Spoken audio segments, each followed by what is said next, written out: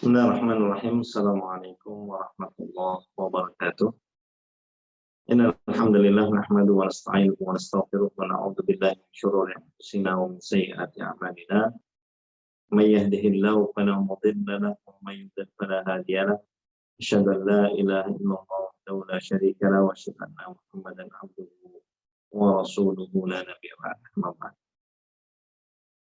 Akhwatillah azani Allah wa alaikum para peserta Aisyah Akademi Salehah yang semoga Allah Subhanahu wa taala berikan taufik kepada antunna sekalian agar menjadi wanita-wanita yang salehah, baik yang masih sendiri maupun yang sudah Allah berikan kesempatan, berikan rezeki berupa pasangan. Maka pada acara kali ini, ya, insya Allah kita saling tawasau bil haq wa tawasau bis shawab, saling nasihat-nasihati di dalam kebaikan dan saling nasihat-nasihat dalam kesabaran, ya, yaitu satu materi yang terkait dengan permasalahan an-nikah wa talaq, ya, nikah dan juga talaq. Karena semuanya adalah syariat Islam. Semuanya adalah perintah, ya, semuanya adalah tuntunan dari Allah Subhanahu wa taala untuk hamba-hambanya. Maka tatkala berbicara tentang nikah harus sesuai dengan tuntunan Rasulullah SAW, dan juga tatkala berbicara tentang at-talaq harus juga sesuai dengan tuntunan Rasulullah SAW. Para sahabat Aisyah radhiyallahu taala anha, para sahabat Aisyah yang dirahmati Allah Subhanahu wa taala, dalam sebuah hadis Rasulullah sallallahu alaihi wasallam dia bersabda, "Talatun jidduhun najid wa hazluhun najid." Ya. Ada tiga hal yang sungguh-sungguhnya itu adalah keseriusan dan guraunya juga dianggap sebagai sesuatu yang serius. Artinya tidak ada dalam masalah ini bercanda, ya, atau saya hanya bergurau, saya hanya coba-coba, atau saya hanya, ya, enggak, maksudnya begitu. Tiga hal ini, mau serius, mau bercanda, mau bergurau, maka hukumnya tetap, ya, hukumnya terjadi. Apa saja itu? At-talaq, yaitu masalah talak. Jangan seorang dia berbicara, oh saya talak kamu, oh enggak, saya bercanda, enggak bisa begitu, ya. Jadi ini adalah sesuatu yang serius, tidak bisa dijadikan senda gurau atau dijadikan percandaan, ya. Begitu juga yang kedua adalah an-nikah, adalah masalah nikah, ya. Ini juga tidak bisa menjadi satu bahan candaan. Yang ketiga adalah al-itq atau memerdekakan budak. Ya, apabila seorang sudah mengatakan kepada seorang budaknya, ya walaupun mungkin sekarang tidak ada, kalau saya merdekakan kamu, maka hukumnya ini terjadi. Ya. Oleh karena itu, Islam memberikan aturan-aturan, ya, ketentuan-ketentuan, ya, yang mana ketentuan ini harus dipatuhi. Maka di dalam ayat Allah Subhanahu wa taala mengingatkan kepada kita, ya, tentang masalah nikah. Bahwa nikah disebut sebagai mitsaqan ghalidha. Wa akhadna minkum mitsaqan ghalidha, ya. Dan kami telah mengambil dari kalian mitsaq, sebuah perjanjian yang ghalidh, sangat amat berat, ya. Sangat amat berat, ya. Kalimatnya sederhana, ya. Zawwajtuka bi ibnati fulana binti fulan, ya. Saya nikahkan engkau dengan anak saya, ya, fulana binti fulan. Yang satu hanya mengatakan qabiltu nikah, saya terima nikahnya, ya. Cukup dengan kalimat seperti itu maka sudah terjadi satu akad nikah yang Allah Subhanahu wa taala sebutkan sebagai mitsaqan ghalidh, satu perjanjian yang amat sangat berat, ya. Bagi sebagian orang ada yang bermain-main. Bermain-main dengan apa? Dengan syariat. Ya, dia nikah kemudian dibuat main-main, ya, tolak juga dibuat main-main. Maka ini adalah termasuk atau min alamatin nifaq, ya, alamat dari kenifakan yang ada pada diri dia tatkala dia bermain-main dengan ayat Allah Subhanahu wa taala. Makanya di dalam ayat tolak juga Allah Ta'ala mengingatkan, "Dzalikum tu'aduna dzalikum tu'adu bihi man kana yu'minu billahi wal yawmil akhir." Dzalikum tu'adu bihi. Dan Allah memberikan wa'idhah, memberikan nasihat, ya, memberikan peringatan tentang apa? Tentang masalah talak, ya. Ayat sebelumnya adalah tentang berbicara tentang aturan-aturan tentang talak, ya. Bukan kemudian seorang asal mentalak saja, ya, asal menceraikan, berpisah, ya, dia sesuai dengan keinginan kemauan dia, ya. Dzalikum tu'adu bihi man kana yu'minu billahi wal yawmil akhir. Dan itu adalah mau'izah, nasihat bagi siapa? Bagi orang yang punya iman kepada Allah dan hari akhir. Ya. Dzalikum tu'adu bihi man kana yu'minu billahi wal yawmil akhir. Oleh karena itu, para sahabat sekalian, para santri Aisyah Akademi Salihah, ya. Permasalahan ini bukan hanya untuk para akhwat, tapi juga para ikhwan. Bukan untuk para istri saja, tapi juga para suami. Ingat, ya, bahwa salah satu sebab sihir, kenapa dia diharamkan, bahkan ada satu riwayat tatkala iblis dia menerima laporan, ya, dari anak buahnya, para syaitan, ya. Yang satu dia sudah membuat kekacauan, ya, dia dibiarkan, tidak mendapatkan satu perhatian yang lebih. Tapi tatkala ada yang datang, bahwasanya saya sudah memisahkan antara fulan dan fulana, yang membuat mereka menjadi bercerai. Ya, maka disebutkan anta, ya, anta.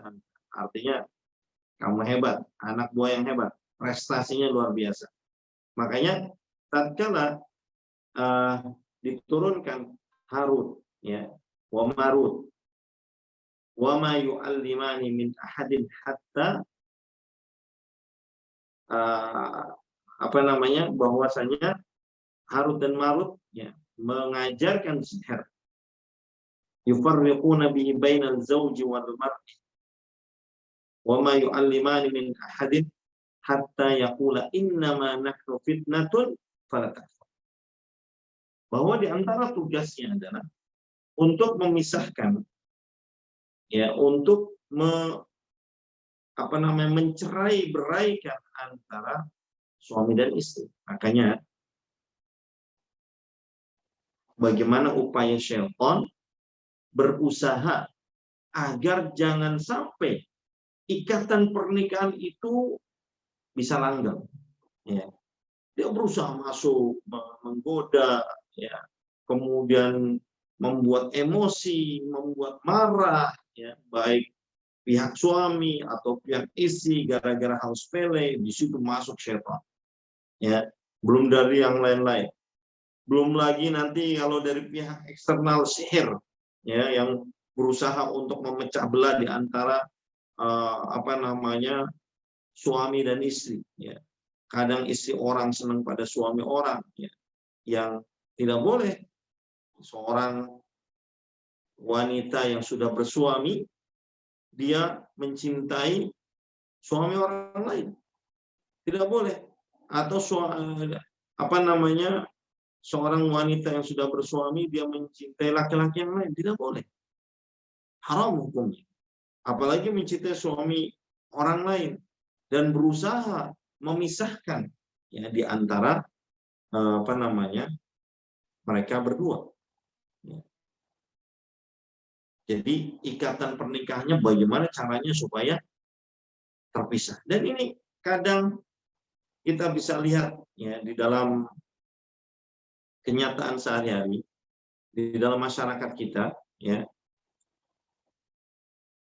banyaknya kejadian-kejadian yang khususnya terkait dengan masalah tolak. Ya.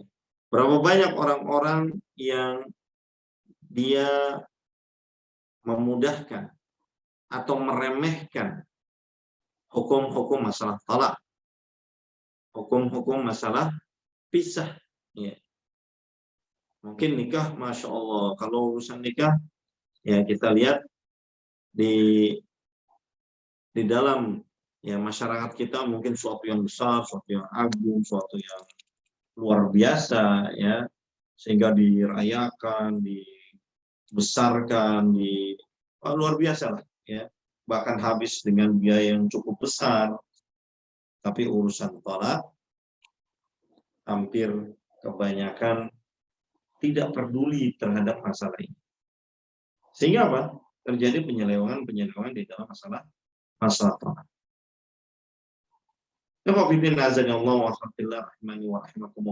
Ya. Mungkin kalau kita berbicara tentang fikih talak cukup panjang, tapi kita berbicara tentang nasihat secara umum, bahwa yang pertama tadi sudah disebutkan dalam sebuah hadis tentang 3 hal yang bukan main-main. Tentang masalah talak disebutkan pertama talak karena berapa banyak orang yang bermain-main masalah talak. Ya, kamu saya ceraikan, besoknya lagi kamu saya ceraikan, besoknya kamu saya ceraikan. Begitu juga sang perempuan, ya sedikit-sedikit dia minta pisah, dia minta cerai, ya, dan lain sebagainya. Ya, marah sedikit, emosi sedikit, yang laki-laki dengan gampang bilang pisah, bilang cerai, ya, yang perempuan juga gampang untuk minta cerai. Jadi seakan-akan satu lafaz yang amat sangat sepele, padahal efeknya luar biasa. Efeknya luar biasa. Jadi 3 hal yang dia bukanlah main-main, yaitu masalah talak, masalah nikah, dan masalah al-idqu atau memerdekakan budak. Rahimani wa rahimakumullah. Nasihat bagi kaum laki-laki, ya, nasihat bagi kaum laki-laki, bahwa talak ada di tangan Anda. Akan tapi kita sebagai seorang suami hendaknya menjadi orang yang bijak, melihat nikmat Allah Subhanahu wa taala. Tatkala Allah Subhanahu wa taala memberikan kesempatan kepada kita, memberikan rezeki kepada kita berupa pasangan, ya, liyaskunu ilaiha, agar kita tentram kepadanya, ya, maka di sini ada kewajiban kita, ya, untuk mendidik istri-istri kita. Ya. Bukan kemudian tatkala tidak sesuai dengan ekspektasi kita menceraikannya. Betul, memang talak itu ada di tangan laki-laki.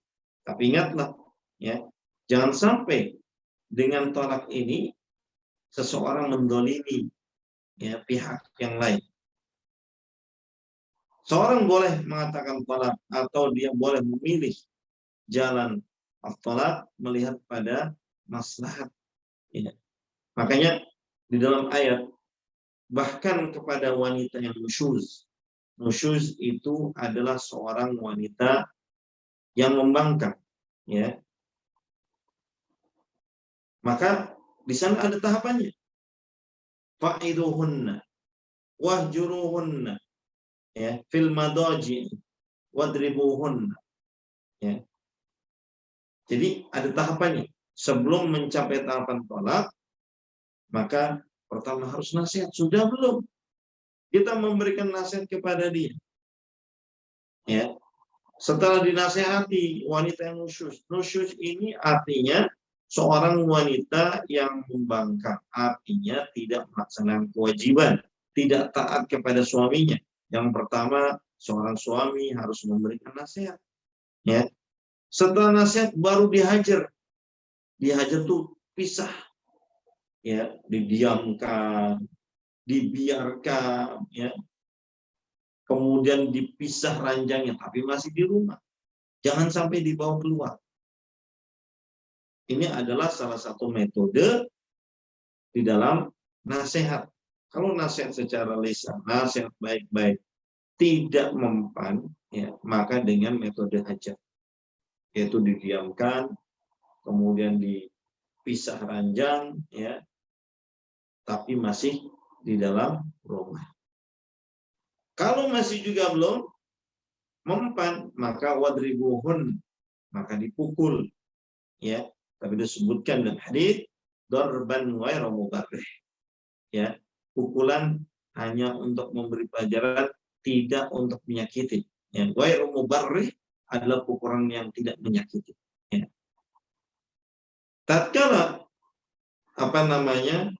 tidak mempan lagi, maka fab'atu hakaman min ahlihi wa hakaman min ahliha yurida islahan yuwaffiqillahu bainahuma, ya. Maka coba didamaikan, ya, dengan mengutus utusan dari pihak laki-laki dan pihak perempuan. Kalau keduanya menginginkan islah, menginginkan kebaikan, maka Allah akan berikan taufik, ya. Tapi kalau akan tapi apabila maslahatnya adalah memang berpisah, maka Allah akan berikan keluasan kepada masing-masing. Oleh karena itu, tidak mudah seorang untuk mengucapkan tolak atau pisah atau apapun, ya. Seorang laki-laki hendaknya dia akil, tidak terbawa dengan hawa nafsunya, tidak terbawa dengan emosinya menghadapi sang perempuan atau istrinya yang marah-marah misalnya, dengan gampang dia mengucapkan tolak, ya, maka hal ini akan mengantarkan seorang kepada penyesalan, ya. Kemudian juga nasihat kepada wanita, tatkala seorang wanita dia mendapatkan kenikmatan dari Allah Subhanahu wa taala, diberikan suami yang melindungi dia, yang mengasihi dia, yang memberi nafkah kepada dia, ya. Inilah nikmat yang azimah, nikmat yang besar dari Allah Subhanahu wa taala. Maka apa yang harus dilakukan oleh seorang wanita? Yaitu menjaganya. Karena akhwatillah, suami Anda adalah surganya Anda, ya. Suami Anda adalah surganya Anda. Anda ingin cari surga? Suami Anda itu adalah pintunya, ya. Walaupun bagaimanapun suami Anda, ya, seburuk apapun dia. Makanya Allah Subhanahu wa taala memberikan permisalan, wa daraballahu, ya, lilladzina amanu ra'ata fir'aun idh qalat rabbi ibni li indaka baitan fil jannah wa najjini min fir'auna wa 'amalihi wa najjini minal qaumidh dhalimin. Dan Allah memberikan permisalan bagi orang-orang yang beriman adalah istri dari Fir'aun, karena pada saat itu belum ada syariat yang mengharamkan, ya, antara laki-laki kafir dan perempuan mukmin, ya. Setelah zaman turun syariat Nabi, haram seorang wanita mukmin tidak boleh menikah kecuali dengan laki-laki mukmin. Laki-laki mukmin boleh menikah dengan wanita mukmin dan boleh menikah dengan wanita kitabiah, Yahudi wan Nasara, ya. Tapi yang jelas di situ sebutkan Allah memberikan permisalan bagi orang yang beriman adalah istri Fir'aun, yang dia tetap beribadah di tengah kondisi keburukan suaminya, ya. Dan dia berdoa, ya Allah, bangunkanlah saya rumah di surga. Kenapa? Dia melaksanakan kewajiban sebagai seorang istri, akan tapi dia tidak mengikuti keburukan suaminya, ya. Makanya wanajini, dan selamatkanlah saya, ya, min fir'auna, dari Fir'aun, wa amalihi, dan amalan-amalannya buruk. Jadi suami Anda adalah surga Anda. Suami Anda bukan Fir'aun. Suami Anda masih seorang muslim yang mungkin tidak sesuai dengan ekspektasi, tidak sesuai dengan harapan kita. Itu adalah ujian dari Allah Subhanahu wa taala. Maka tatkala Anda, para akhwat, meyakini bahwa nikah itu adalah ibadah, media wasilah untuk kita beribadah kepada Allah Subhanahu wa taala, ya, maka dia akan berusaha sebaiknya, sebaik mungkin. Tatkala dia bisa memberikan nasihat kepada suaminya dengan cara yang baik, ya, mungkin bukan dengan cara langsung, dia bisa ajak suaminya kepada kebaikan, maka ini adalah bentuk dakwah Allah dan kebaikan yang sangat besar. Ya. Tidak kemudian seorang wanita tatkala mendapati sesuatu yang tidak sesuai dengan keinginannya, tidak sesuai dengan hatinya dari suaminya, dengan gampang dia mengatakan minta cerai, minta pisah, ya, ceraikan saja, ya, gara-gara satu hal yang mungkin tidak sesuai dengan keinginan. Ya. Maka alhamdulillah azan Allah, ingatlah hadis Nabi SAW yang diriwayatkan oleh Imam Abu Dawud, Tirmidzi dan Sahih Al-Albani, ya, ayyuma imra'atin talabat talaq min zawjiha fi ghairi ma ba'sin fa haramun 'alaihi raihatul jannah wa haramun 'alaiha raihatul jannah. Perempuan siapa saja yang minta cerai dari suaminya, ya, minta cerai dari apa? Suaminya, yang tidak punya udzur syar'i, tidak ada alasan, ya, tidak ada sebab yang diperbolehkan oleh syariat, maka kondisi yang seperti ini, ya, hanya minta cerainya karena hawa nafsu, ya, karena timbul kebencian yang tilqaiyan, karena pertengkaran yang tilqaiyan, yang terjadi kadang-kadang karena sewot, dia minta cerai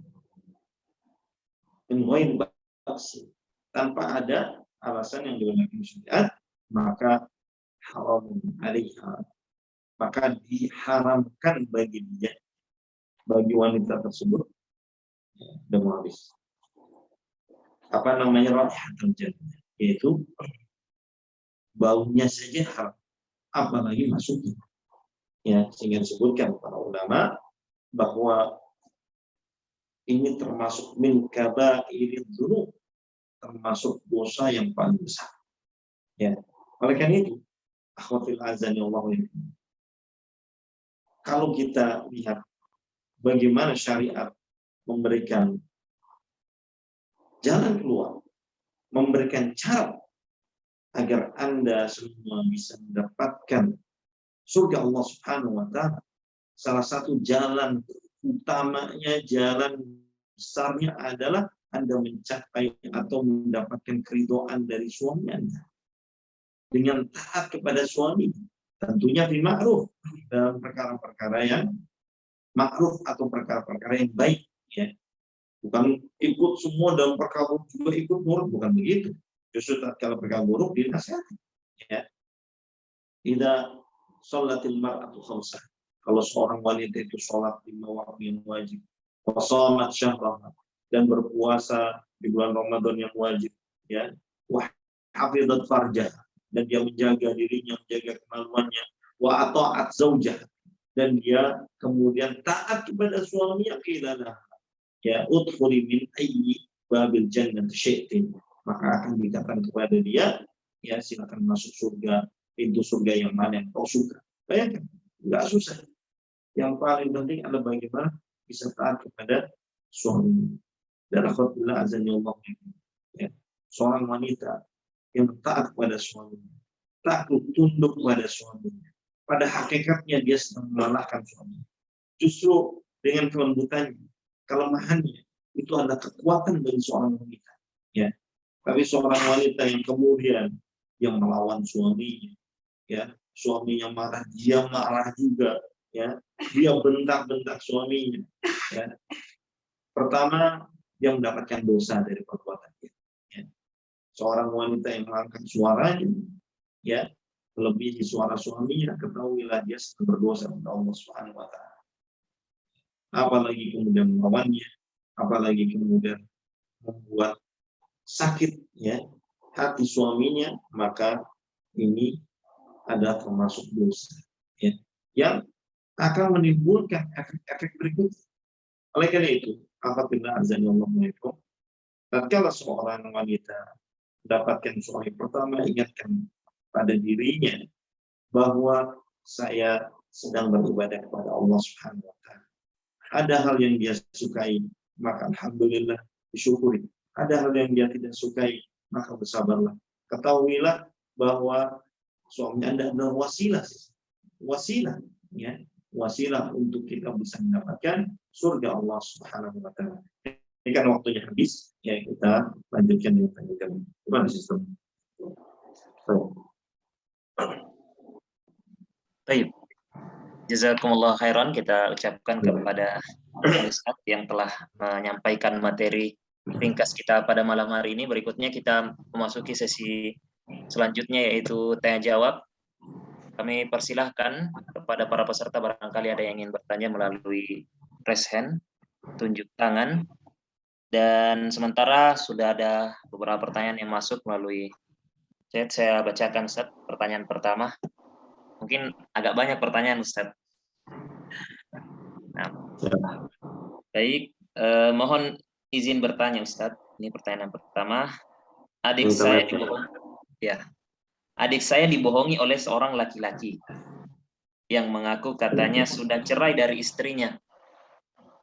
Sampai akhirnya adik saya menikah secara siri dan punya anak 2. Kedengaran, Ustaz? Iya, lanjut. Ya. Sampai akhirnya adik saya menikah secara siri dan punya anak 2, dan baru ketahuan bahwa laki-laki itu ternyata belum cerai dengan istri sebelumnya. Akhirnya adik saya mendatangi istrinya dan meminta maaf. Apakah adik saya berdosa karena sudah menikah dan punya anak dengan laki-laki tersebut? Khawatirnya adik saya termasuk wanita yang mengganggu hubungan sepasang suami istri tadi. Nah, Ustaz. Baik. Ya, bismillah, alhamdulillah, wassalatu wassalamu ala rasulillah. Perbuatan laki-laki tersebut, ya, dengan membohongi seorang wanita, maka dia berdosa. Ya. Dia berdosa. Ya, jadi kalau dia ditanya Anda ingin menikah, statusnya apa? Ya, statusnya juga atau statusnya perjaka misalnya. Kemudian dia menikah. Ternyata diketahui dia punya istri. Ya. Maka pada hakikatnya orang ini telah berdosa karena dia telah berdusta, ya, berbohong. Bagaimana hukum nikahnya? Hukum nikahnya apabila terpenuhi syarat-syaratnya ada tetap sah.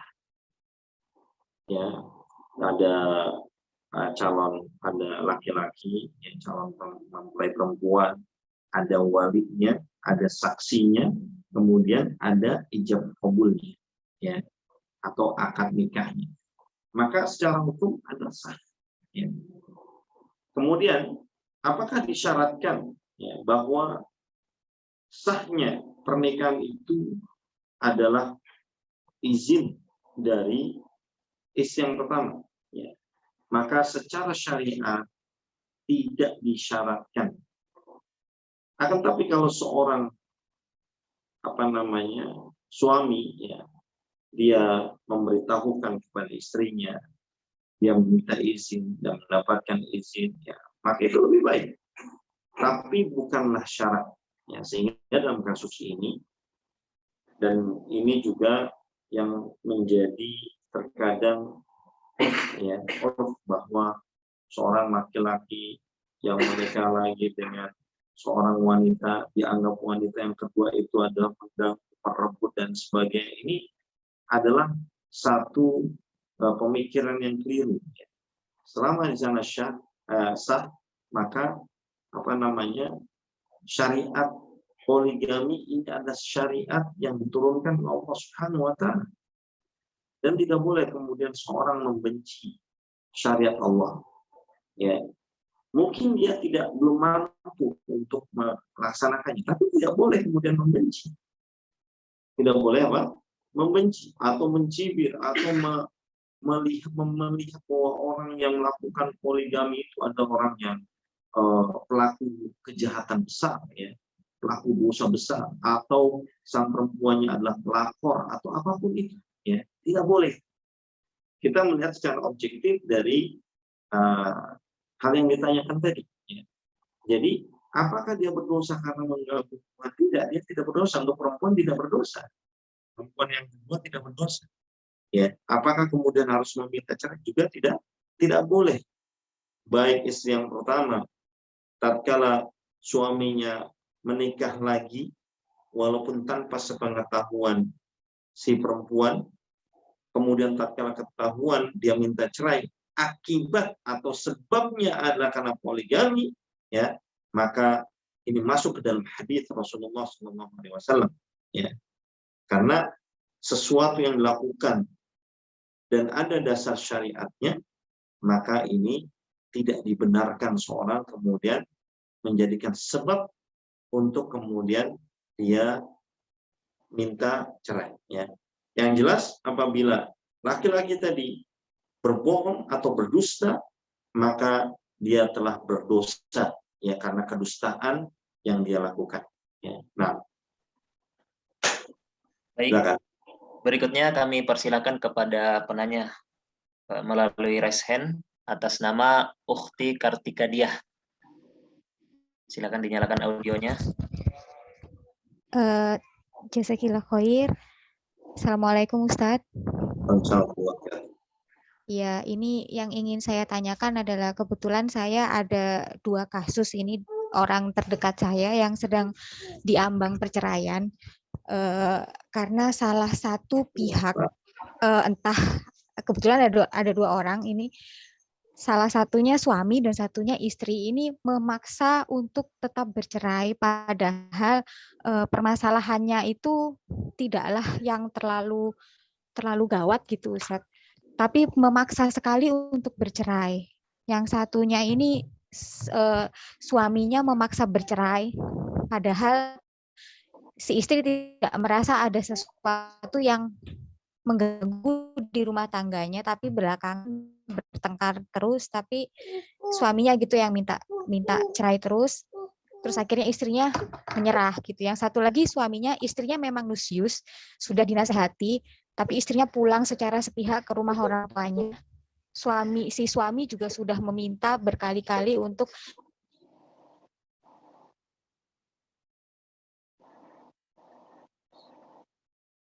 sinyal di sini.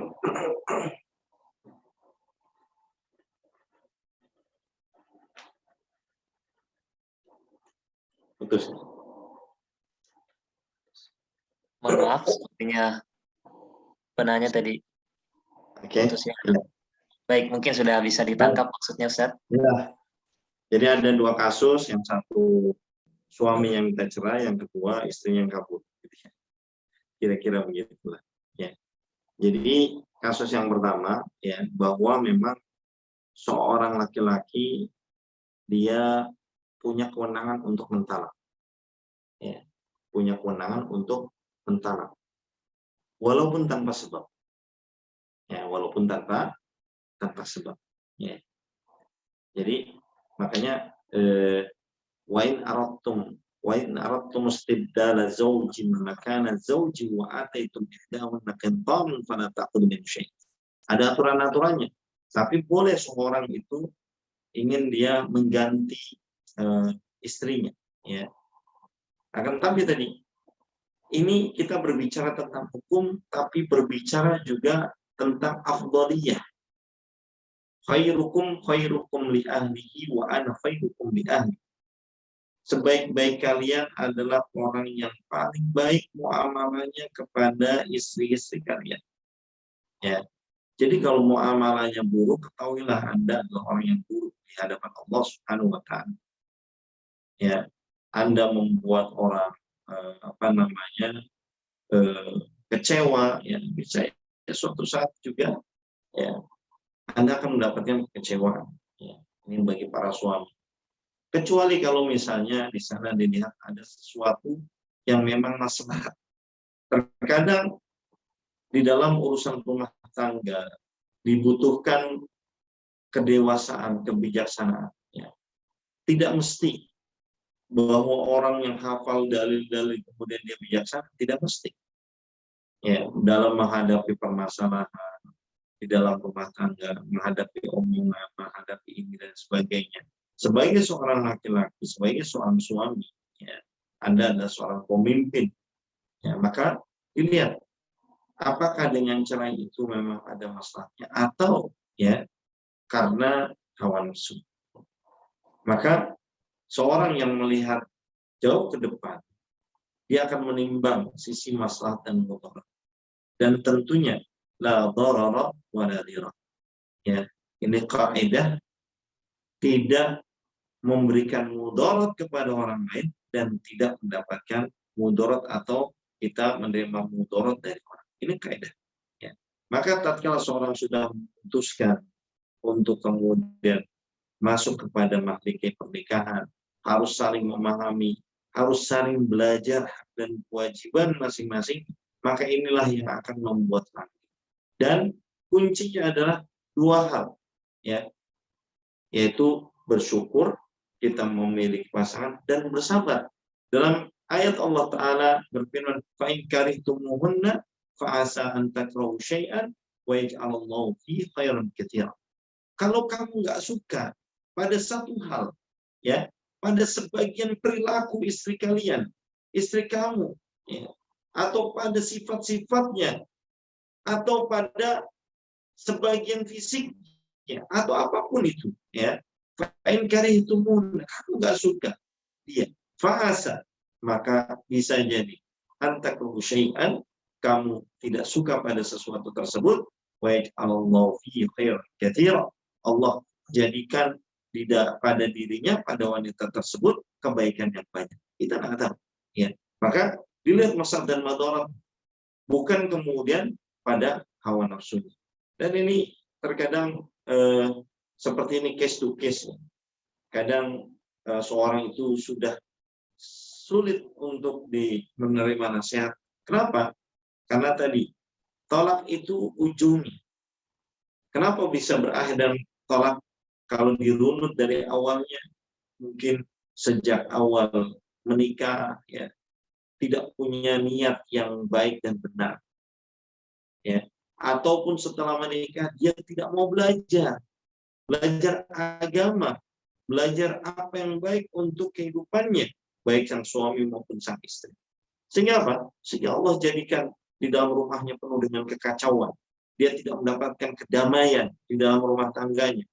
Dia tidak mendapatkan ketenangan, dia tidak mendapatkan sakinah, ya, mawaddah, rasa kasih sayang dan cinta, warahmah, dan juga rahmah, kasih sayang di antara keduanya. Jadi kalau kasus yang tadi, yang laki-laki dia terus mendesak ingin bercerai, ya, maka apa yang dilakukan oleh seorang wanita, ya, coba dia lihat kalau dia bisa memperbaiki keadaan, dia bisa memakai pihak ketiga, dia bisa konsultasi kepada ustaz, dia bisa mengutus, ya, seseorang yang bisa kemudian menyadarkan, ya, maka ini lebih baik.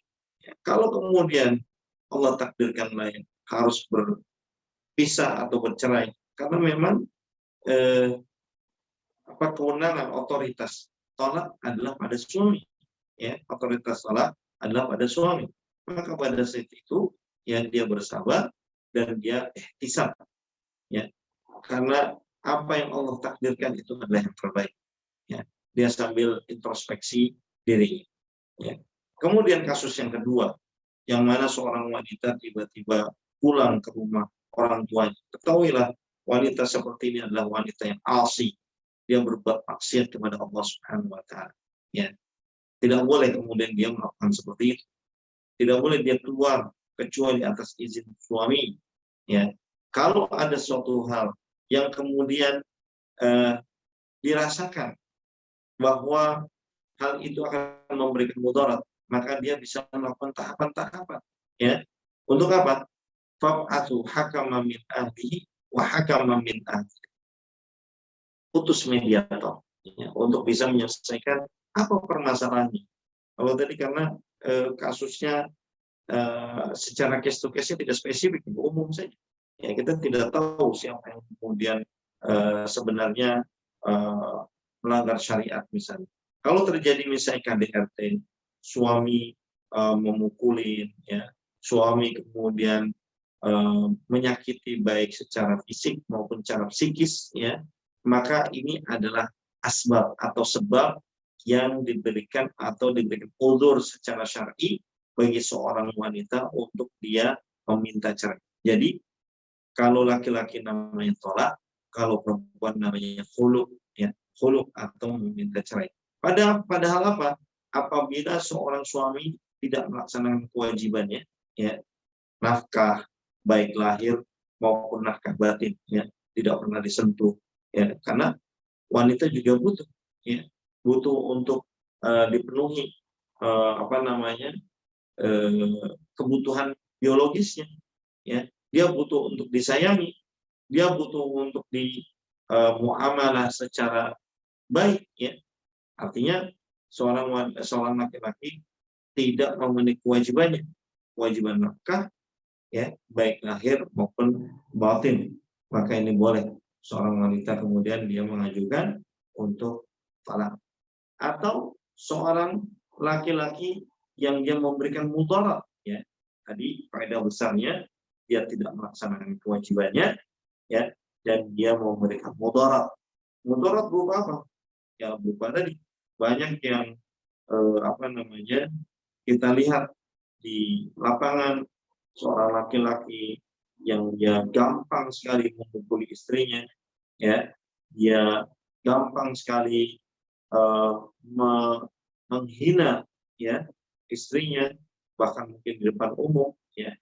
Boleh nggak seorang wanita dia tatkala tertekan mentalnya karena sikap dan sifat sang suami yang memberikan mudarat seperti ini, maka boleh, ya, boleh, karena tatkala suami memukul, maka dia sama seperti memukul kaum muslimin yang lain, tidak boleh, ya, tidak boleh syatm, mencaci maki sesama muslim, apalagi istrinya, tidak boleh.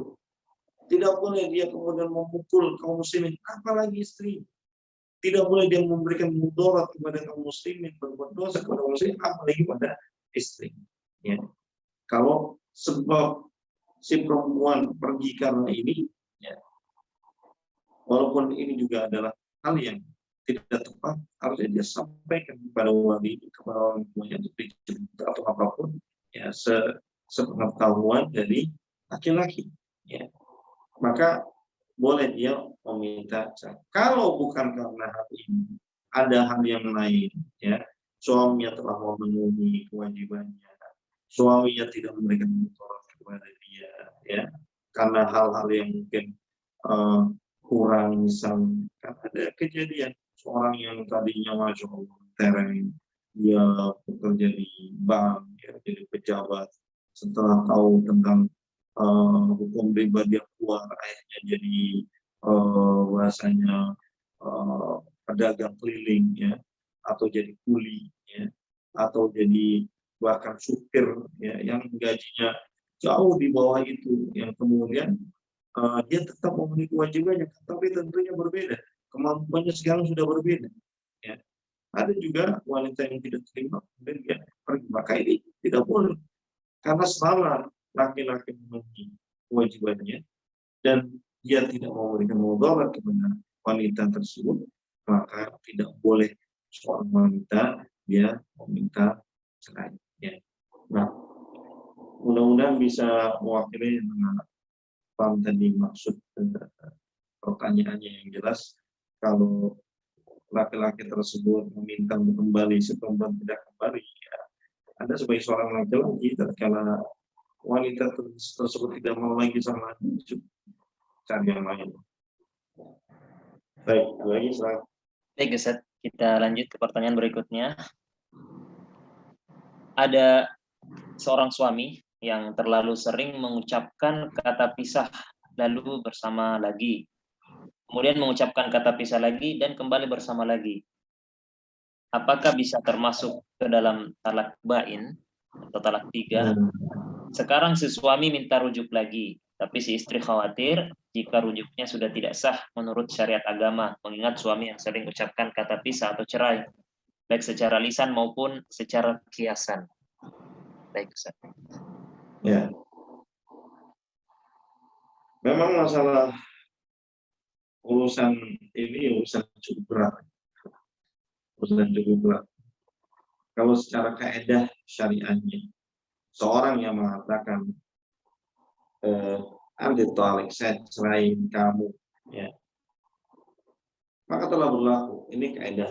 Tapi kalau kita bicara nanti masalah penerapannya, ya, tolong konsultasi ke KUA, dan dia ada sebagai hakim yang menetapkan bahwasanya ini sudah terjadi cerai, ya, secara syariat. Tapi ini secara keilmuan, kita berbicara keilmuan.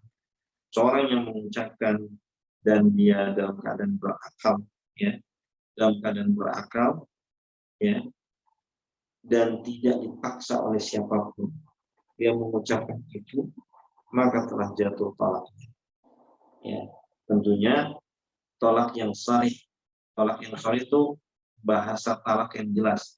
Saya talak kamu, itu bahasa yang jelas, ya. Itu kalimatnya jelas. Saya talak kamu, saya ceraikan kamu, saya pisah dengan kamu, ya. Ini bahasa jelas.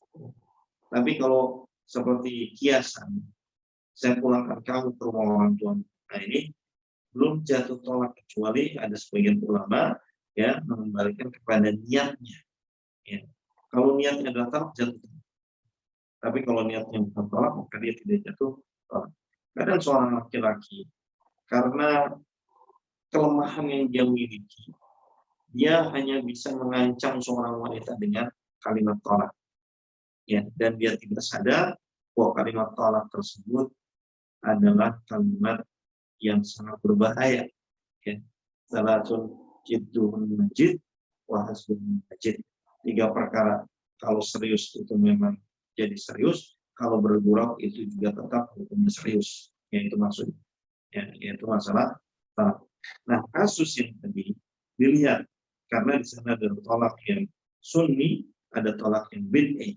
Tolak yang sunnah adalah seseorang yang mentalak seorang wanita dalam keadaan suci sebelum dia berhubungan dengan, ya, artinya setelah suci dari haid dia belum berhubungan, maka di situ dijatuhkan talak, ya, sampai kemudian masa iddahnya adalah 3 kali haid. Tatkala dalam masalah iddah ada tolak lagi, dan sebelum dirujuk, maka di sini pembahasan para ulama tentang masalah 3 kali tolak secara berurut. Ya, misalnya saya cerai kamu disebutkan 3 kali, saya cerai kamu, saya cerai kamu, saya cerai kamu. Ini hukumnya apa nih? Apakah jatuh 3 tolak ataukah jatuh 1 tolak? Ya, maka jumhur mengatakan ini jatuhnya 1 tolak. Ya. Kemudian atau saya ceraikan kamu 3 kali, ya, ini juga masuk. Atau seorang berkata setelah dia dia ceraikan dalam keadaan haid atau dalam keadaan suci. Jadi suci pertama dia ceraikan, ya, harusnya nanti nunggu dia rujuk atau nunggu sampai selesai iddah. Tapi belum selesai iddah atau belum dirujuk, haid berikutnya, kemudian suci berikutnya, dia talak lagi, ketemu saya talak lagi, padahal rujuk aja belum, ya. Nah, ini masuk ke dalam kaidah tersebut. Nah, kasus yang disampaikan sama Ukti ini, ya, apakah tolaknya kemudian rujuk, kemudian dalam beberapa waktu dia tolak lagi, kemudian rujuk lagi, ya, itu silakan dikonsultasikan kepada KUA setempat, ya, agar lebih, ya, karena sebagai hakim atau sebagai pemerintah, ya, yang menetapkan tentang masalah nikah dan talak. Tapi kalau secara keilmuan bahwa seorang yang mengucapkan talak, ya, seorang laki mengucapkan talak dalam keadaan sadar, dalam keadaan tidak dipaksa, ya, maka telah jatuh talak. Nah, Baik. Pertanyaan berikutnya, Ustadz. Bagaimana cara bertaubat jika sudah terlanjur menikah dengan lelaki yang kafir? baik. Bagaimana cara bertaubat jika sudah terlanjur menikah dengan laki-laki yang kafir? Menikah dengan laki-laki yang kafir hukumnya tidak sah. Ya, hukumnya tidak sah.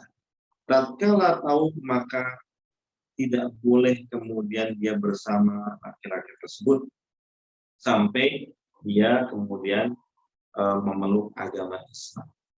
Ya. Jadi banyak yang mungkin dia sekarang kawin beda agama, dianggap ya karena nggak tahu hukumnya. Tatkala dia menikah kemudian dia santai saja, tatkala tahu hukumnya ya sudah. Tatkala sudah tahu hukumnya berarti dia adalah orang asing, bukan suaminya, ya. Karena pada hakikatnya tidak sah. Tatkala tidak sah berarti hubungannya adalah tidak sah juga, ya. Kalau seorang sudah tahu hukumnya, dia tetap saja jalan, maka pada saat itu dia berzina. Kalau dia tidak tahu hukumnya, ya artinya jahal, benar-benar jahal, dia nggak pernah mendengar itu, memang istilahnya mungkin lahir di negara kafir, satu hal yang biasa saja, benar-benar nggak tahu misalnya, maka insya Allah makhluk, dia diampuni. Tatkala dia bertobat, segera dia tinggalkan, dia pisah, ya harus segera pisah. Itu diantara bentuk obatnya, dan saat hukumnya juga demikian. Nah. Baik, Ustaz. Berikutnya, apabila seorang suami tidak mengerjakan sholat, tidak memberi nafkah, sering mabok, judi, apakah pernikahan seperti ini layak dipertahankan? Baik, ya. Jadi menikah itu ada maksud, ya. Maksudnya adalah bagaimana mendapatkan sakinah, mawaddah, warahmah. Maka seperti yang kembali kepada kaidah, suami tidak memenuhi kewajiban. Boleh seorang wanita untuk meminta talak, ya, kecuali wanita tersebut mentoleransi haknya. Ya, misal dia menikah, dia sudah punya penghasilan, sementara laki-lakinya pengangguran misalnya, ya, dia tidak bisa memberikan nafkah. Sang wanita sudah tidak mengapa, yang penting Anda bisa memberikan nafkah yang baik, ya, Anda bisa melindungi saya dan lain-lain sebagainya, maka tidak apa-apa, ya. Atau mungkin sekarang ada namanya di Saudi zawaj misyar, ya, nikah misyar, nikah jalan, ya, istilahnya nikah jalan.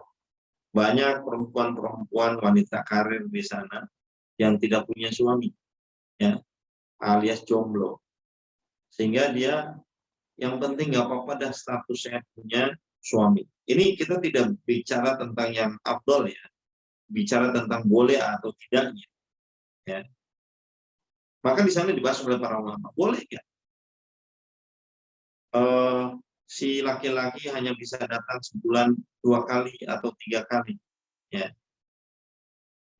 Sementara si perempuannya ridho, ya, perempuannya nggak apa-apa lah, yang penting saya punya satu suami, karena saya juga sibuk punya bisnis, punya macam-macam dan sebagainya, ya, yang penting kalau saya butuh dia bisa datang, daripada kemudian hal nikah tapi dengan persyaratan atau kesepakatan yang seperti itu, ya, si perempuan dia mentoleransi, silakan, ya, mau datang kapan, ya, silakan. Artinya boleh tidak seperti itu? Boleh. Tadi ya, tapi kalau misalnya seorang wanita tidak dipenuhi kewajibannya dan dia minta cerai, maka boleh, karena ini termasuk sabab atau udzur syar'i. Kemudian yang kedua tadi, mendapatkan mudarat. Mudarat baik duniawi maupun ukhrawi. Yang paling utama adalah mudarat ukhrawi, ya. Kemudian menikah ternyata dia ahli bid'ah, kemudian bid'ahnya bahkan bid'ah yang mukafirah, dan dia tidak mampu untuk mempertahankan akidahnya, ya seperti ini, apa yang harus lakukan? Maka tidak terwujud maslahatun nikah, ya. Maka yang terbaik seperti ini adalah berpisah, ya seperti ini berpisah. Kalau seorang wanita tadi laki-lakinya adalah pemabok, ya betul, itu adalah dosa sang laki-laki. Akan tapi seorang wanita, tatkala dia tidak memberikan nasihat, tidak mengingatkan, ya, maka yang dikhawatirkan dia juga akan mendapatkan dosa. Ya. Tidak sholat kalau ikut madhab Hambali, ya bisa-bisa kufur. Ya kalau kufur artinya sudah pisah. Ya. Artinya kalau seorang wanita melihat bahwasanya di sana yang menjadi rujukannya adalah masalah agama dan yang terbaik adalah berpisah, maka bisa. Dia tidaknya minta cerai karena keselamatan agama lebih diutamakan dari hal-hal yang lain. Ya, bagaimana anak-anak Allah yang akan menjaganya?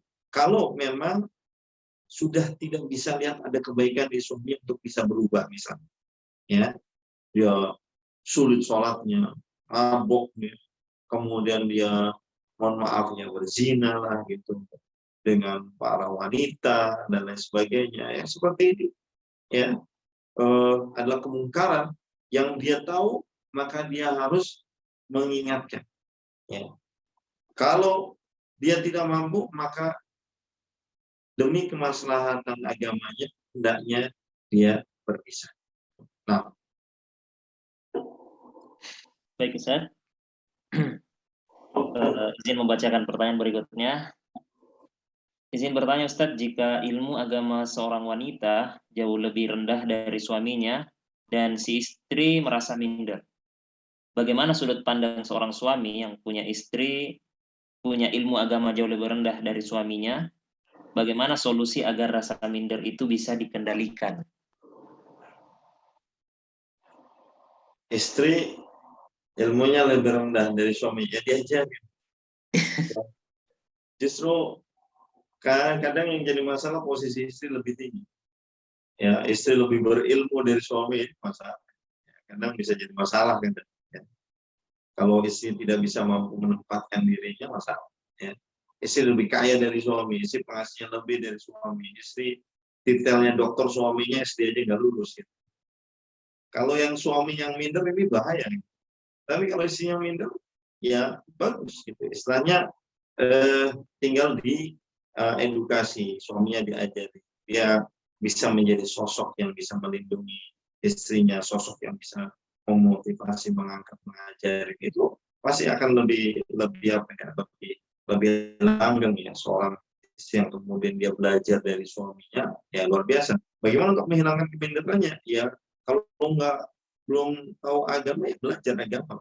Gitu. Belajar agama dari suaminya lebih bagus ya, belajar ngajinya dari saya benar-benar nggak bisa ngaji, alhamdulillah harus disyukuri. Punya suami yang bisa ngajarin ngaji, yang ngajarin agama, nikmat dari Allah Subhanahu wa Ta'ala. Ya. Kalau Anda minder kepada suami, betul suami Anda pemimpin, wajar lah. Ya. Pemimpin harus lebih dari segala sesuatunya, harus lebih. Baik. Nah. Baik Ustaz. Ada pertanyaan lagi. Jika ada seorang janda solihah ingin dipoligami oleh hamba Allah yang soleh dengan cara baik-baik, bahkan ingin dinikahi, ada seorang janda solihah ingin dipoligami oleh hamba Allah yang soleh, ada seorang janda solihah, terus ini agak putus. Ingin dipoligami oleh laki-laki yang soleh dengan cara yang baik, bahkan ingin dinikahi secara sah secara agama maupun hukum, dan janda tersebut ikhlas jadi istri kedua untuk menjaga kehormatannya. Aduh, putus ulangnya sebentar. Ada pertanyaan di mana? Ada di chat ya. Jika ada seorang janda soleh, jika ada seorang janda soleh ingin dipoligami oleh Allah yang soleh dan terbaik, bahkan ini dengan sah secara agama dan hukum di Indonesia, dan beliau tersebut ikhlas jadi istri kedua untuk menjaga kehormatannya karena tahu beliau soleh, insya Allah mampu menyelamatkan. Terus Namun istri beliau tidak mengizinkan, marah, tidak setuju adanya poligami, mengatakan bahwa beliau janda adalah pelakor. Ya, terus mohon mencerahnya. Baik. Masalah ini memang masalah yang tidak mudah, ya. Dan ya kepada kita semua, kepada akhwat juga, ya kepada ikhwan juga, ya, bahwa betul syariat poligami itu ada di syariatnya. Dan orang-orang mulia sejak zaman Rasulullah mereka berpoligami. Tapi bukan kemudian hal yang digampang-gampangkan juga, ya. Ya. Jadi bagi yang laki-laki harus tahu konsekuensi dari poligami, bahwasanya harus adil, ya. Harus adil, lihat apakah dia punya kemampuan, ya, seorang leader, ya, punya kesabaran, ya, dan lain sebagainya. Dan berpoligami ini hukumnya bisa mubah, bisa sunnah, bisa makruh, bisa haram, bisa wajib, ya. Jadi bisa makruh, bisa haram, bisa mubah, bisa sunnah, bahkan bisa wajib, ya. Wajib tatkala seorang dia punya kemampuan dan dia khawatirkan kemudian akan terjatuh pada zina, maka ini bisa menjadi wajib bagi seorang laki-laki, ya. Jadi jangan kemudian hanya mencibir, bisa jadi dia wajib, karena memang Allah ciptakan manusia itu berjenis-jenis. Ada yang punya kemampuan, bahkan ada yang mungkin syahwat yang besar, ya. Dia tahu daripada saya masuk pada yang haram, dia masuk ke halal. Nah, ini tidak apa, ya.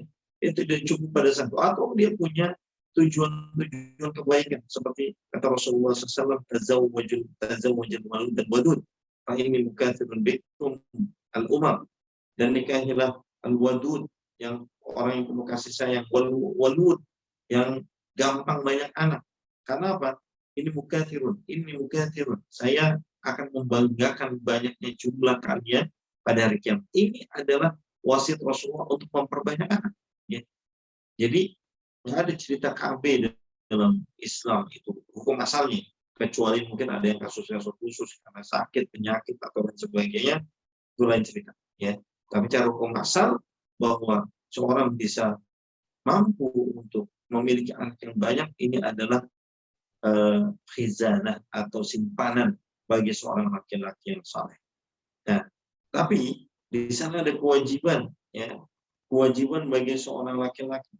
Seperti tadi yang disebutkan di awal, jangan kemudian bohong, ingin poligami ngakunya masih muda, atau ngakunya masih bujangan, ya, ngakunya nggak punya anak, ya, ngakunya ini dia membohongi perempuan, setelah nikah baru si perempuannya sudah tidak punya daya dan upaya, dia terpaksa karena sudah nikah, yang bagaimana lagi? Nah, ini dia menanggung dosa tersebut. Hati-hati, ya. Jadi nggak boleh kemudian dengan bohong. Tatkala seorang berpoligami harus gentle, harus punya jiwa satria, gitu. Dia harus siap, di antara konsekuensinya harus siap dengan menghadapi hal itu, jujur, ya. Kemudian juga dia harus bisa menafkahi, ya, keduanya, ya. Kemudian dia harus adil, ya. Adil itu tidak harus sama, ya, tapi dia harus mencukupi kebutuhan mereka, baik lahir maupun batin. Kemudian kasus yang tadi disampaikan, ya, kita lihat apabila Allah, ya, berapa banyak, ya, yang yang membutuhkan janda, ya, kemudian atau mungkin yang lain-lain. Tatkala si hamba yang soleh dan dia melihat bahwasanya ini adalah satu maslahat, maka dia boleh kemudian menikahi janda tersebut, atau janda juga ridho untuk menjadi istri kedua, maka boleh, ya, sama tadi tidak ada kebohongan. Kemudian sang istri marah dan kemudian sebagai pelakor, itu juga tidak benar, ya. Pelakor, ya, ini kenapa mindset ada seperti ini, karena sering nonton sinetron, ya, jadi mindsetnya itu kalau ada orang nikah lagi itu orang itu hanya budak nafsu gitu ya. Kemudian perempuannya juga pelakor, subhanallah. Kalau coba dirunut ini perkataan yang kejam sekali. Saya akan mengatakan Rasul itu budak nafsu. Kemudian istri Nabi itu pelakor. Anda berani bicara begitu? Jangan seperti itu. Mungkin kalau misalnya sedih wajar nggak apa-apa, itu adalah fitrah wanita. Tapi kemudian mengatakan sebagai pelakor dan lain sebagainya, hati-hati. Selama nikahnya syar'i, ya nikahnya sesuai dengan tuntunan agama, sah, halal, ya ini adalah sesuai syariat Allah Subhanahu Wa Taala. Hati-hati. Syekh bin Baz pernah ditanya tentang masalah ini. Seorang wanita yang dia benci kepada syariat poligami, ada rasa nggak suka, ya. Ada rasa nggak suka di dalam dirinya, ya.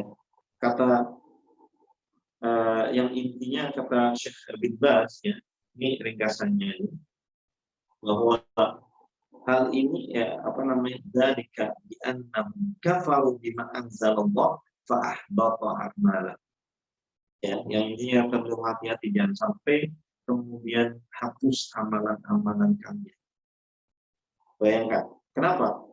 Karena kemudian Syekh bin Baz membawakan dalil ayat ini, dari hal itu diannahu disebabkan karena mereka kafaru, ya, mereka kufur bima anzalallah terhadap apa yang Allah turunkan, fa ahbatu a'malahum, maka hapus semua amalan-amalan pahala mereka.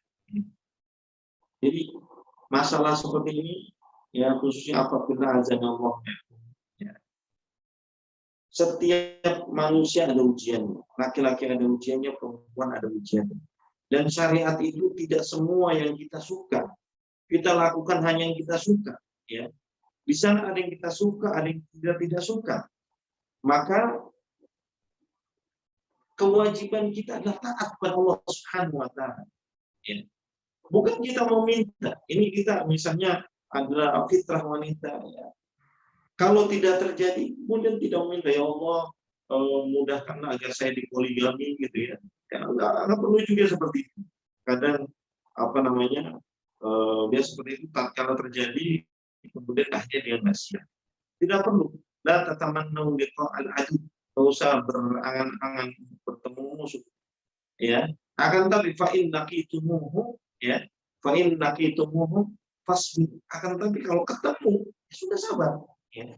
Begitu juga seorang wanita tatkala dia tidak memimpikan, tidak mengharapkan, ya, dia termasuk yang dipoligami, tapi tatkala memang itu terjadi dia sudah sabar. Ini adalah syariat Allah Subhanahu Wa Taala.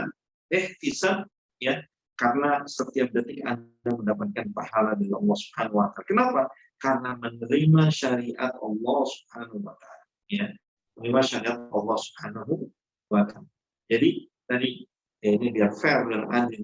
Laki-laki nggak apa namanya sedikit mengatakan ini sunnah Nabi, ini sunnah Nabi. Betul, itu ada termasuk yang dilakukan oleh Nabi kita Sallallahu Alaihi Wasallam. Tapi ingat, apakah Anda punya kemampuan? Bisa jadi kemudian menjadi haram bagi Anda, ya, menjadi haram bagi Anda. Ya, kenapa? Karena Anda berbohong, kemudian pengen ke yang kedua Anda bohong, ini kalau bohong, itu haram. Ya. Bisa jadi kemudian menjadi haram. Ya, Anda tidak mampu dari konsekuensinya, tidak mampu untuk berbuat adil. Ya. Makanya fa'in khiftum alla ta'dilu fawahidatan. Kalau kalian melihat bahwasanya saya nggak punya kemampuan untuk leadership, nggak bisa nih malah semrawut gitu ya dan sebagainya, khawatir malah jadi nggak adil, khawatir jadi bohong, artinya satu saja kalau gitu, ya. Fa'in khiftum alla ta'dilu fawahidatan, satu aja, Anda mau menjadi satu-satu, ya.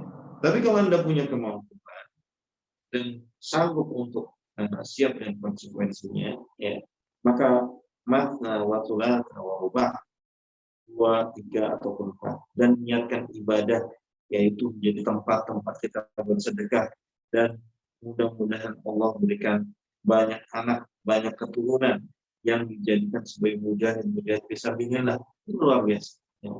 Jadi kondisi setiap orang berbeda-beda, hukumnya bisa jadi makruh, bisa jadi haram, bisa dia adalah mubah, bisa dia sunnah, bisa dia wajib.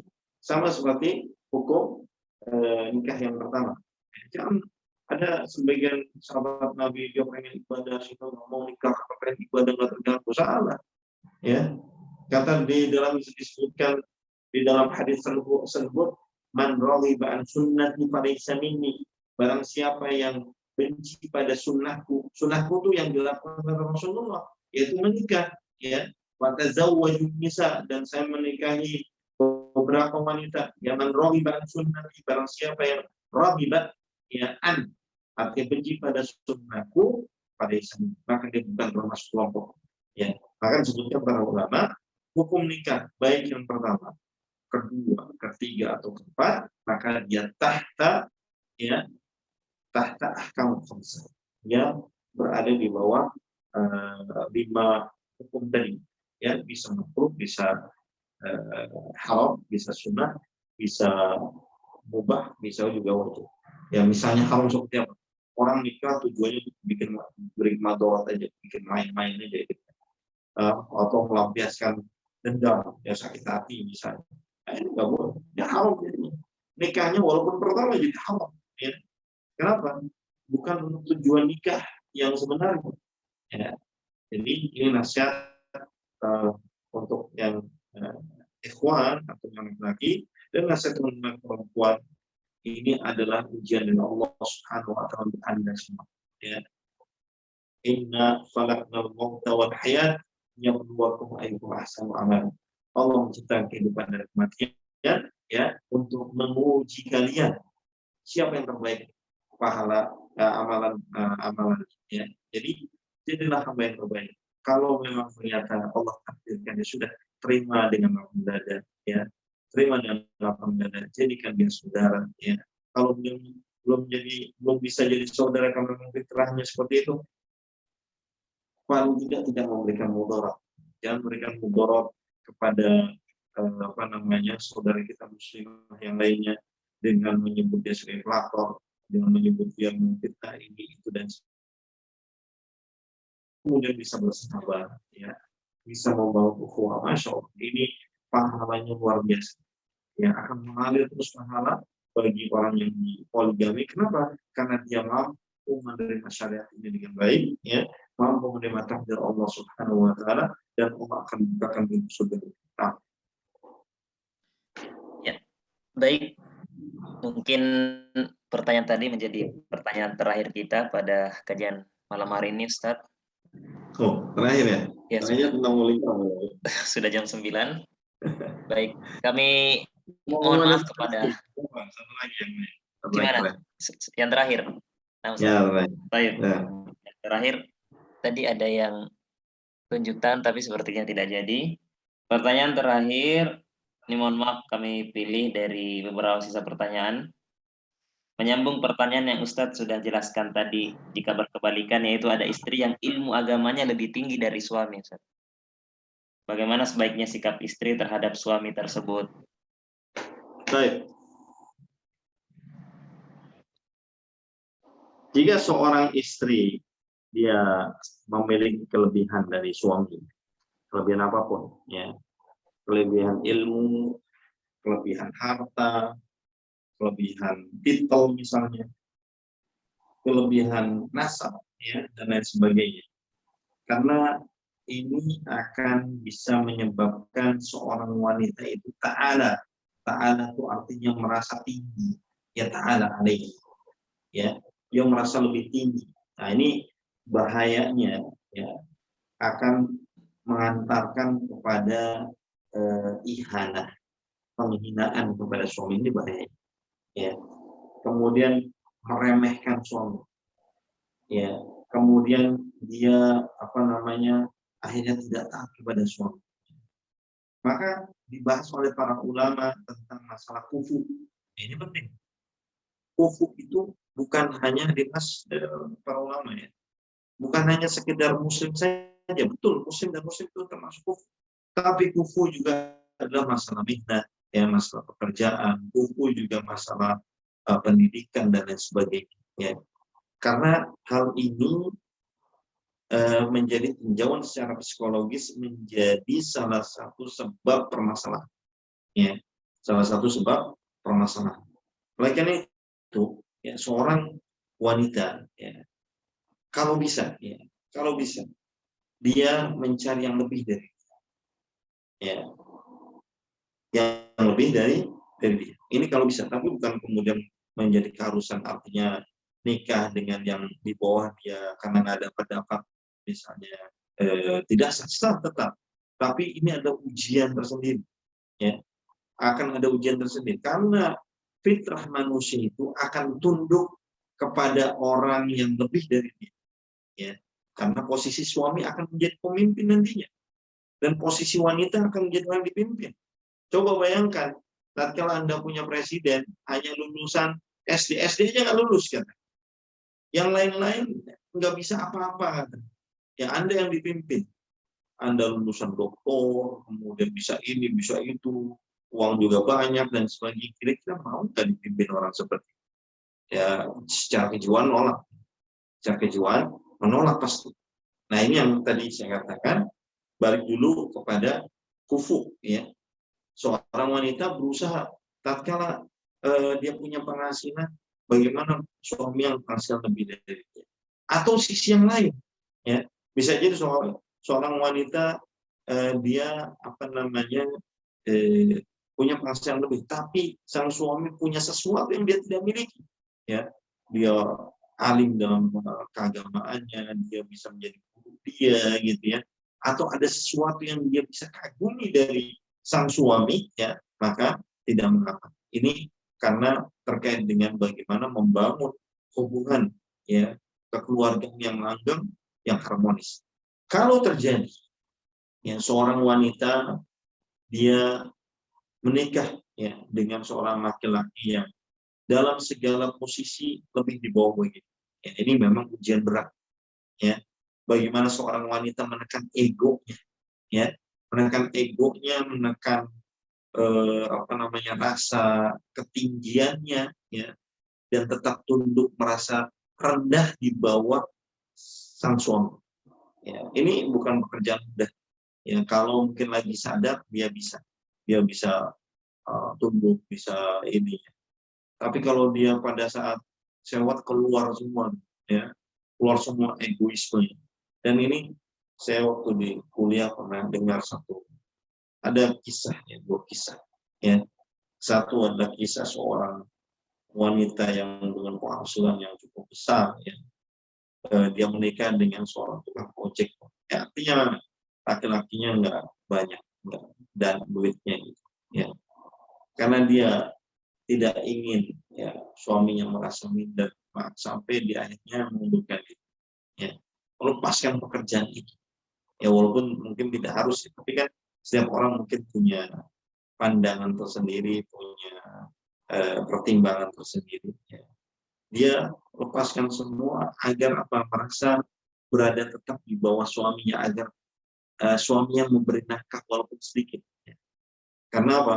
Tatkala suami yang memberi itu dia merasa ada pride, merasa ada kebanggaan, merasa ada satu wibawa, ya.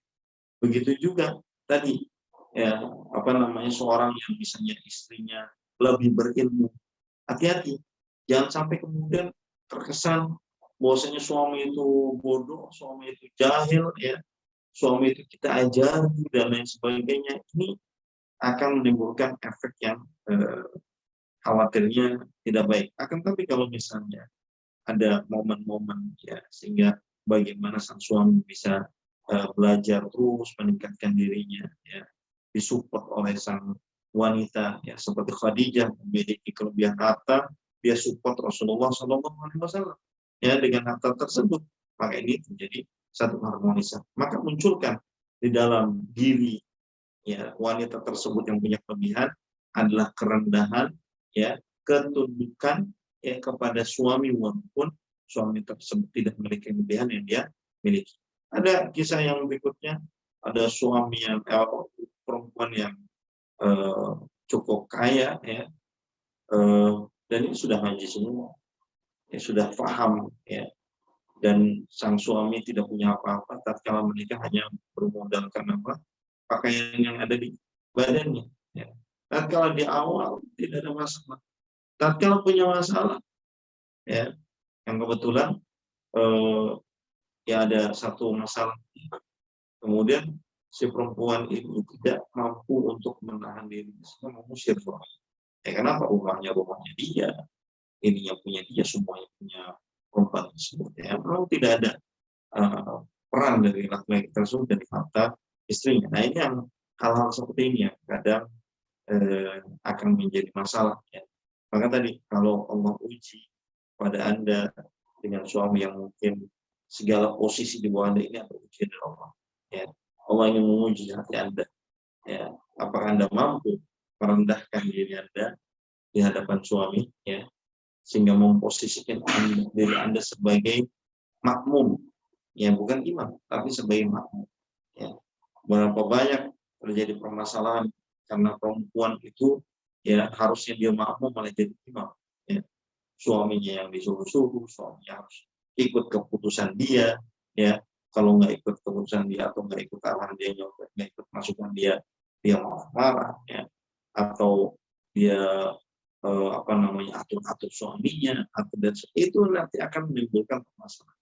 Karena kaidahnya ar-rijalu qawwamun. Ya, rijal laki-laki itu adalah pemimpin. Maka jadikanlah dia sebagai pemimpin. Gimana caranya? Dari sikap, ya, dari ucapan, perbuatan, ya, dari pendapat dan lain sebagainya. Jadikan dia pemimpin sebagai penentu keputusan, ya, sebagai pemegang keputusan akhir dari satu permasalahan atau di dalam rumah tangga. Semoga ini bisa bermanfaat. Ya, sallallahu alaihi wasallam. Baik, ya, jazakumullah khairan Ustaz atas jawaban-jawabannya. Kami mohon maaf sekali lagi kepada para peserta yang sempat bertanya tapi tidak terjawab. Kami arahkan ya untuk mengajukan kembali pertanyaannya melalui fasilitas tanya jawab di website pembelajaran kita. Insya Allah akan segera dijawab oleh Ustadz. Ya. Baik, karena waktu sudah lewat dari jam 9 malam, kita akhiri mungkin kajian kita pada malam hari ini. Sekali lagi kami ucapkan jazakumullah khairan kepada Al-Ustadz yang telah menyempatkan waktunya untuk memberikan materi untuk kita semua. Kemudian kepada peserta Aisyah yang menyempatkan hadir di kajian pada malam hari ini, kita cukupkan. Allahumma alimna ma yanfa'una wanfa'na bima 'allamtana wazidna ilma. Subhanakallahumma bihamdika asyhadu an la ilaha illa anta astaghfiruka wa atubu ilaik. Alhamdulillahirabbil alamin. Wassalamualaikum warahmatullahi wabarakatuh.